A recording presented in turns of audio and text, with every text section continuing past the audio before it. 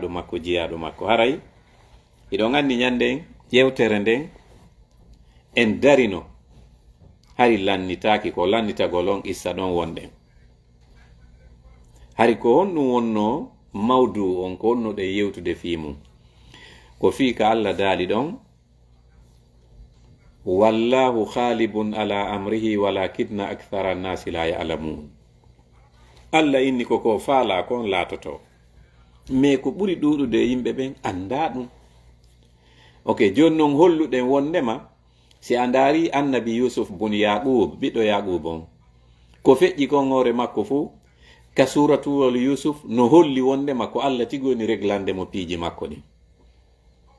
Yes, joni noon ko on to darinoɗen ko darinoɗen kaka Allah holli ɗon lanɗo Misra on Al-Malik Rayyan koyɗol tawi ay goto wata firude koyɗol ngol o landi firanayɓe mo ɓen koyɗi ɓe inni mo adkhathu ahlamin ko jiiɓu jaaɓu koyɗi ni ɓayari ɓe anda ko firno firirte o inni no na jiiɓu jaaɓu koyɗi ni.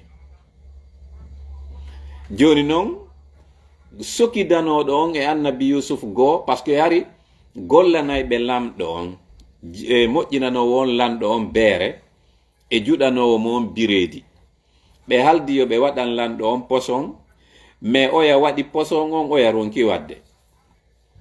Ok, juɗowo bireedi on kañum waɗi mais servowo lanɗo on beere nden kanko o sali wadde o jamfiti ɗimmojo makko on aroy noon o yetti lanɗon o inni lanɗo on hande si mi holaki o ɗimmojo an dey e o bireedi makko lanɗo on fanki oya addi bireedi on joƴƴini oya addi beere nden joƴƴini o inni mo kala ñaamu ko addi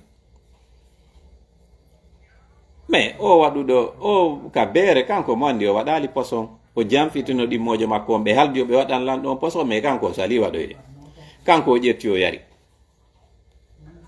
bon moƴƴinɗo on bireedi on kanko e mo andi o waɗi poson on ko ɓe haldi kon donc kanko o inni o yara o ñamata bireedi on lanɗo inni joni noon on ɗiɗo kala on yaaday kaso ñande nen noon ɓen natayno kaso tawi ko nde ñande Yusuf kadi natata kaso ɓe fotti noon ka nder kaso ton kono ɓe wattani hakkille annabi Yusuf tawi o changi kaso ngon no wonirno noon ɓayi o naati tawi kanko tigi o changi kaso ngon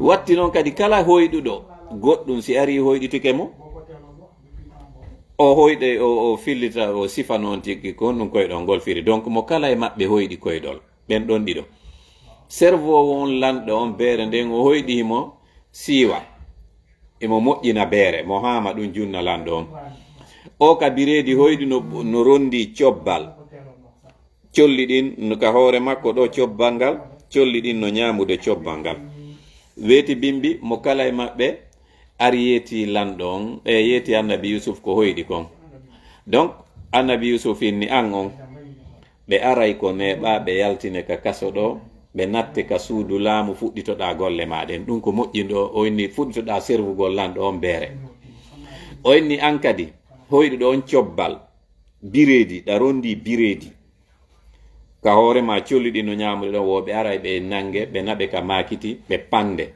ɓe acce ɗon jigaje ɗen ara ñama ngandi hoore madi donc ɓayo firaniɓe ɗum jon oya noon woni seeɗa ɓe ari ɓe yaltinimo ɓe nattimo ka suudu laamu fuɗɗiti moƴƴinde beere ko on noon anditi ɗum o inni ye lanɗo min miɗo andi on to firwowo koyɗi woni ɓenni on to oyni ka kaso minen sogidano ɓen mindinimo e délégation ɓe yeyi ɓe inni addu e mo joni noon annabi Yusuf ari firani lanɗo on koyɗol ngol o inni ko firi na'i jeeɗɗi fayuɗi no sorto ka Nil cangol maɓɓe ngol Nil on jeeɗɗi horiɗi kadi iwtiri ɓaawo ɗin ɗon horiɗi ɗin ari nangi fayuɗi ɗin ñaamiɗi fuu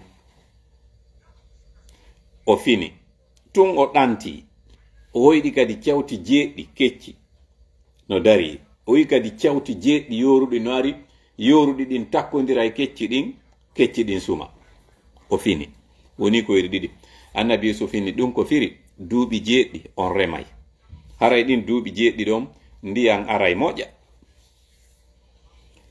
o remay mo kala si remi moƴƴay kala ka sankuɗa o inni me duuɓi jeeɗɗi artoya ɓawti ɗum ndiyan hay sintere arata ko remuno ɗo marɗon e nder ɗiya duuɓi jeeɗɗi fof e ndono ɗo remude o ñaamay ɗum ɗon fof e nder ɗi duuɓi jeeɗɗi ka ndiyan arata. Si ɗin ɗon duuɓi jeeɗɗi feƴƴi hitande wotere aroya ɗon ko ɗon noon Allah favorta yimɓe ɓen toɓo. Lan ɗon inni mo innaka al yawma ladayna makinun amin. O inni an on gila hande ka amen ɗo a woni jon darja, a woni hoolaɗo. ɓayo firi koye ɗon ngol. Joni noon ko ɗum wonɗen hollude bon ayi ɗum ɗo ko Allah hoyɗini ko ɗum waɗi gandirɓe mini tawalla llahu amra Yusuf fa ahwaja al malik ila tafsiri ru'ya li yukhrijahu min asijin. Wo ko Allah fawtani Yusuf moƴƴinani mo plan makko on o hoyɗini lanɗo Misra on koyɗol tawa goto wawata firude koyɗol ngol sina Yusuf fino Yusuf yaltira ka kaso. Et puis lanɗo landomo kadi poston ɗum faloɗa mi junne. Ok, ɗiɗo piiji nayi joni feƴƴen ɗon fayin honto andata way ko Allah reglanta goɗɗo piiji makko ɗin.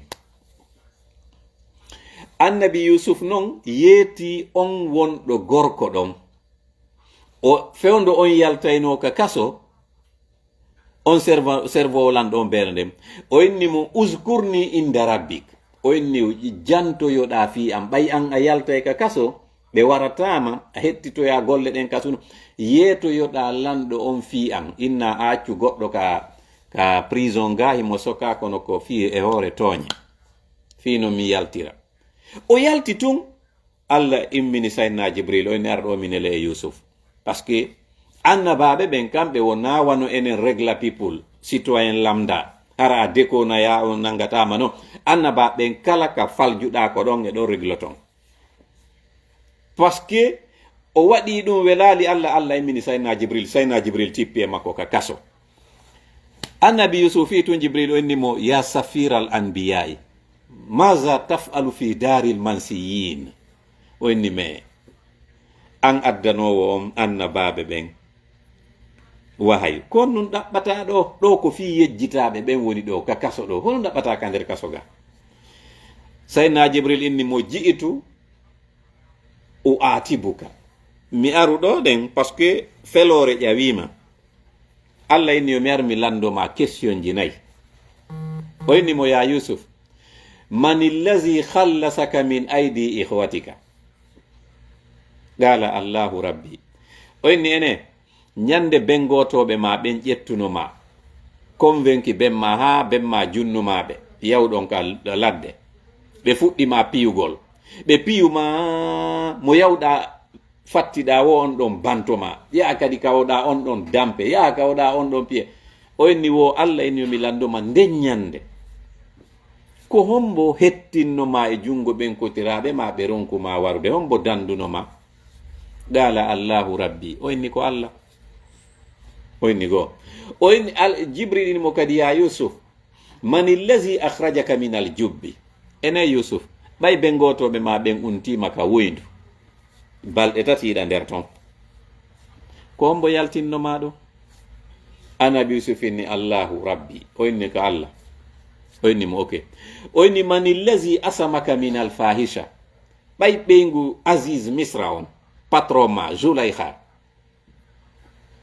on ɗon kadi ɓay o nangima o inni o soki suudu ndun o haɓɓitike a yanayi e makko a fokkiti ada dogude dambugal ngal hewtuɗa wo uddito ka hewtuɗa wo uddito hara na hay an woni udditode a ɓarto tun dambugal ngal uddito laawiɗamo ɗon on yidali e mbaldi kombo dandunoma waɗugol on zina. qala Allahu rabbi. O inni ko Allah. O inni ok man illazi sarafa anka kaydan nisa'i. O inni rewɓe Misra ɓen fo ɗimmoɓe Zulaykha wo woɓɓe goo ko wona ɓen ɗon wo fop harino faalama ko hombo dandunoma ɓen rewɓe Misra e planji mum ɗin fop hay goto hen dakima watta bonki. qala Allahu rabbi. O inni ko Allah. Jibril inni noon limaza tarakta rabbaka wa wathikta bi makhluqi. joni noon ɗi piiji ɗo nayi fof ko Allah danduma ko fiyon ɗum tertaniɗa o Allahjo danduɗoma ɗiɗo fof fawiɗa e tagaɗo ɗimmojo ma fi ko yaltine ka kas. qala kalimatun zallat minni as'aluka ya ilaha Ibrahim wa ilaha Ishaq wa shaykhu Yaqub an tarhamani. Annabi Yusuf inni modi kongongol ngol fuutilam parce que Allah ini landomo ko fi on ɗum o yowti e am min taguɗomo on fi yaltingol mo kakaso o yowi e tagaɗo ɗin mojo makko. O inni kongol ngol fuutilam, o inni mi torike ma an Allahjo mo Ibrahima rewata, mo Ishaq rewata, mo Yaqub rewata, o inni yaafolam yurminam. Gala fa inna ugubataka an talbasa fi sijini bid'a sinin. O inni ok, joni ko on woni lette maɗen fi koko dekonuɗa ɗo, gol paljol koko waɗɗa ɗo, koko yowtiɗa e Allah, yowiɗa e tagaɗo, fawiɗa e tagaɗo fi yaltingol makka kaso, a wonta e ga duuɓi jeeɗi kadi. Ko ɗum waɗi fofo mum ɓe tafsirji o ɓena ko duuɓi 13 o waɗi woɓɓe wina duuɓi 12 fo mum, par ce que ko woni bid'a e arabe ko gila 3 ha 7. Joni noon ɗum ɗo fo holli honɗum wondema koko aya on wi kon Allah daali wallahu khalibun ala amrihi, ko Allah woni foolowo e fandare makko nen, ko Allah woni waɗowo ko faala kon. Walakinna akthara annasi la ya'lamun, kono ko ɓuri ɗuɗude yimɓe ɓen anda wondema koko faala kon marsata. Mbaysi mo faala huntandema haaju ndare ɗo Yusuf hari aranun si o mo nelorno ka kaso arno yeti lanɗon, hari ɗon ko Yusuf nidinni lanɗon. Si tawi ko an nidinni lanɗon himo wawma aranzude mo waw salade kadi, mais joni noon ɓay Allah reglanimo piiji ɗin, tawi joni ko lanɗo on nidinnotomo. Allah créi probléme e hoore lanɗo on, tawi solution on ko Yusuf jogi. Ay si Allah no faalama wallude, kanko mo andi no créirta situation ji ɗin, mo andi no waɗirta circonstance ji ɗin, hara ko e faveur ma woni. Ko ɗum waɗi Ibnu Ataillahi Sakandari inni min fadlillahi alayka hajatu nnasi ilayka. Wosi Allah no faala moƴƴagol e ma, o waɗay woni yimɓe ɓen haton jina e maɗa. Haray lanni, par ce que kala haton jinɗo e ma, sa hollimo an kadi haaju ma o régla fi an kadi ya réglan mo haaju makko. Donc si a ndaari parcours Yusuf on fo ka suratul wol ko Allah wa kadhalika kidna li Yusuf, Allah ni ko kanko tigi waɗani Yusuf plan on fiyo haajuji makko ɗi marche. Ko ɗum wonno hande ko yewteten timmintinoɗen hari ɗum ɗo, après noon faɓɓi jango fuɗɗoɗen kadi toɓɓere hesere kadi hara ko goɗɗum go kesum. Haray mi duwanike on fo, mi yetti jama on fo, mi weltanike on fo. Allahumma salli ala sayidina Muhammadin wa ala ali sayidina Muhammadin kama sallaita ala sayidina Ibrahim wa ala ali sayidina Ibrahim wa barik ala sayidina Muhammadin wa ala ali sayidina Muhammadin kama barakta ala sayidina Ibrahim wa ala ali sayidina Ibrahim innaka Hamidum Majid. ربنا تقبل منا انك انت السميع العليم وتب علينا انك انت التواب الرحيم. ربنا ظلمنا انفسنا وان لم تغفر لنا وترحمنا لنكونن من الخاسرين. واخر دعوانا ان الحمد لله رب العالمين.